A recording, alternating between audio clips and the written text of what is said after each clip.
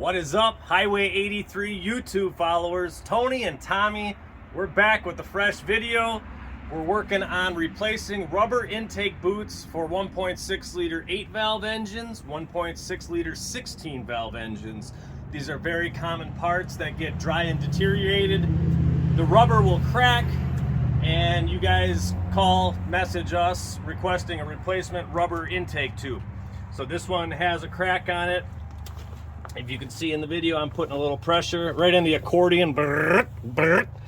She's flexing. You guys put that black electrical tape on it and seal it up. Some guys don't want to do that. They want to have a better replacement. Some guys put on this big old chrome intake tube. Think they're doing themselves a service by putting this big old hanker hanging off there like, I got a cold air intake. Nah, man. It's not good. I don't like it. You got your header or your exhaust manifold right here, beating heat, just screaming heat, and that's what you're sucking in. You're sucking in that hot air. So now you got a hot air intake. If you ask questions online, guys will tell you the same. You don't want a hot air intake. The original goes through the tube, through your air box, and then it comes up in this fender, and this is where it actually comes out right here. So when you're driving cold air, the coldest air physically possible is getting sucked in through your fender, so you want to keep the original air box. That's what you want. That's what we're going to do. We're going to show you how to build your own air intake tube, and if you don't want to build your own, we're going to be able to supply you on our website, highway83suzuki.com. We're going to have them for sale on there if you don't want to go through this process. So let's show you the procedure. You know what I'm talking about. So I say that a lot too. That's one of the Tonyisms. You know what I'm talking about. So you got your flathead. You're going to loosen up your two hose clamps. These are already loose, pre-loose for the video, but give them a couple turns. So you got those two loose. Now this is, especially when it's cold out, 30 degrees right now, you're not going to be able to bend this and get it out. So we're going to remove the top of the air box. These are 8 millimeters. We got most of them out, but we're going to pop off the last two.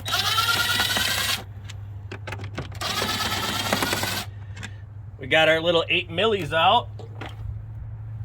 Now you're going to be able to take the top of your air box off and wiggle and jiggle, and you got your cap off, your air box cap. So you're going to set that to the side. Now you're going to wiggle and jiggle, and you're going to get your tube off, and you can see where the big old rip. Nobody likes a ripped rubber. Ripped rubber has been causing guys problems for a long time, and we don't like them. So check it out. We're going to replace that fast and affordably. So this is the bad part. We're going to take a quick break. I'm going to be back with the new stuff to show you what's up. What's up, YouTube? We're back. We're going to get some 2.5-inch silicone tube, which you can get. These are for like turbos and intakes and stuff. You can get them at your local auto parts store or online. So we're going to start. You can get different lengths of them and then chop them down. So we're gonna start with some 2.5-inch silicone. Then you're going to need a 2.5 to 3-inch adapter reducer. 3-inch here, 2.5 there, and now we got to mate these two bad boys together. So we're going to snatch up some aluminum pipe. You don't want steel. You don't want anything that's going to rust or corrode, and that nasty stuff's going to flake off, get sucked into your throttle body, and cause mad problems. So you want to get aluminum, something that ain't going to rust.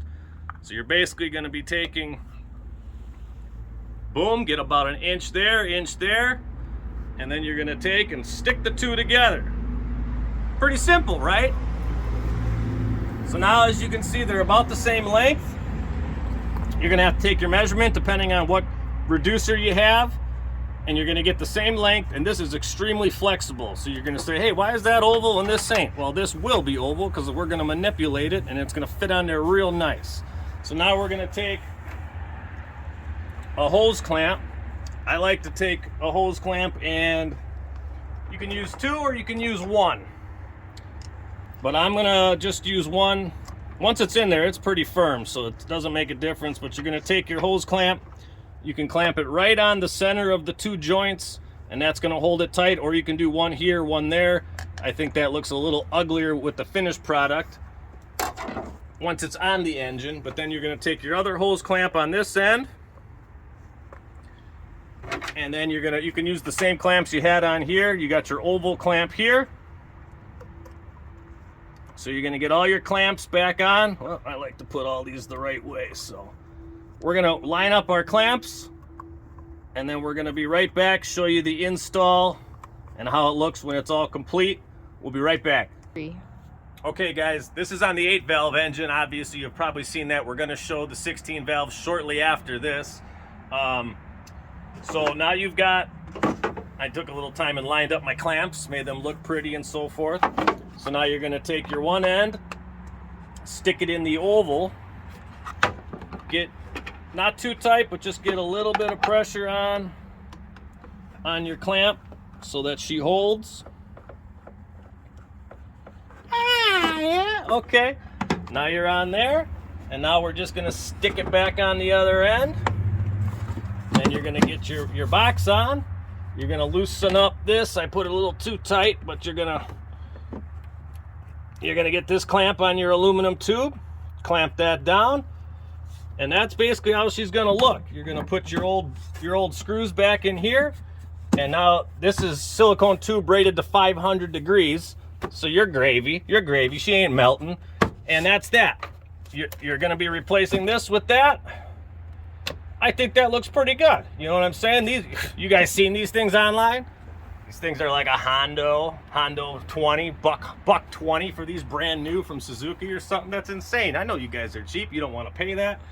This is cheap. If you don't want to buy all the parts and do it, we'll hook you up. But that's as easy as it is. Now we're gonna take a break and we'll be back with a 16-valve engine in front of this camera. Yeah, go ahead. We're back, guys. Now we're talking 16-valve engines. Don't forget a Miller High Life makes every job go a little smoother. Yeah, go ahead. All right, now we're in the zone. So we've got basically the same thing going on, but a shorter piece, or 2.5 inch. Our mass airflow sensor is slightly smaller than the last one we did. So if you can get a reducer that's slightly smaller than 3 inch, that works. Otherwise the 3 inch will work. You just gotta put the squeeze down on her and she'll lock in there good. So this is the same scenario where you got the accordion piece, the flex tube. This one's actually not that damaged, but this is where they break right in here. This rubber gets old, hard, crusty. And that's what gets damaged. Now this one does have the resonator on it, so you're going to lose your resonator in the process of building this tube. Most guys are not going to care. The resonator does a couple things if you want to research into it. The main thing is making the noise slightly less of the air going into the system. It also provides, like I said, if you want to do some research, it provides a little bit more performance attributes as well to the system, but for the most part, Geo guys, it's not going to affect your vehicle very much. So you're going to lose this, but again, if you're doing that cold air intake crap anyway, you don't have this to begin with, so not a big deal. This is our piece. Now you've seen it all done before, so we're just going to do it real quick for video purposes.